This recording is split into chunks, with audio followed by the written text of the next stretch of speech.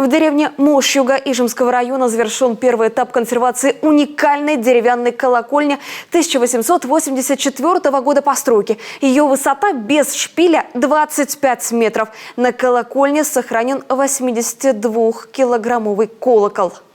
Я был в прошлом году с рабочим визитом в Ижемском районе и встречался с жителями Мощуги. И как раз в ряду обращений, одно из первых обращений, это было обращение жителей о сохранении этого памятника культуры, деревянного зодчества, потому что деревянные колокольни сегодня, практически их уже нигде не остается.